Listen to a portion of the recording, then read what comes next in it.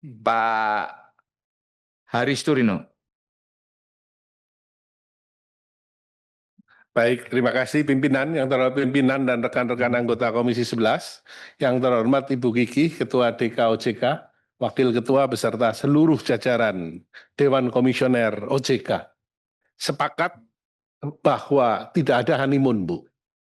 Jadi Ibu menduduki jabatan ini adalah kursi yang sangat panas. Saya sangat mengharapkan presentasi hari ini bukan hanya presentasi yang isinya visi besar, optimisme tinggi, tetapi presentasi yang sebenarnya lebih komprehensif, lebih realistis, dan mampu menjawab pertanyaan dasar yang paling mendesak, yaitu ancaman penurunan di pasar modal Indonesia oleh MSCI, karena kemungkinan di bulan Mei ada kemungkinan diturunkan ke frontier market dari emerging market, mengenai situasi global yang sangat mengancam, penurunan IHSG yang terjadi terus-menerus, capital outflow yang besar sekali dari sistem keuangan di Indonesia, dan tekanan-tekanan lain dari global yang sangat besar.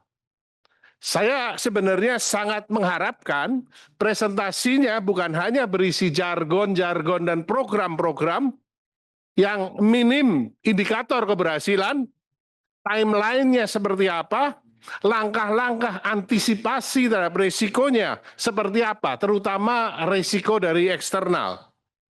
Ancaman terbesar yang dihadapi bukan saat ini bukan UKM, saat ini bukan literasi keuangan, tetapi ketidakpercayaan global terhadap tata kelola pasar modal di Indonesia. Ini harus menjadi PR yang besar sekali untuk Ibu Kiki beserta seluruh jajarannya. Presentasi Ibu di halaman 8 mengenai pendalaman pasar seharusnya bukan semata mengatakan bahwa free float akan tercapai 15%. Tetapi apakah free float yang benar saat ini tercapai? Bukan hanya free float bohong-bohongan saja,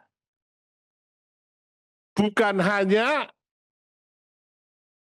peningkatan investor institusional dan simplifikasi perizinan semata.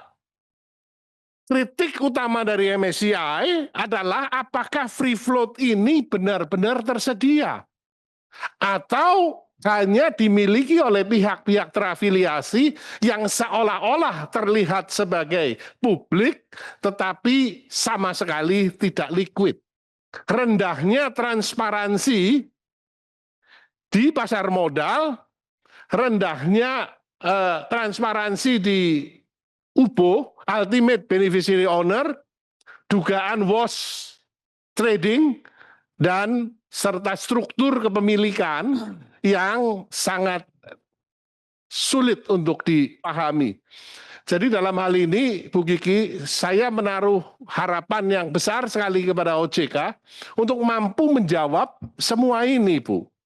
Pengawasan yang lebih ketat yang sudah disampaikan oleh rekan-rekan tadi, pengawasan terhadap nomini account, pengawasan terhadap kepemilikan silang antar afiliasi, audit yang benar-benar tentang saham free float, surveillance yang benar-benar dijalankan, serta yang lebih penting juga adalah bagaimana skenario yang akan dijalankan oleh OJK.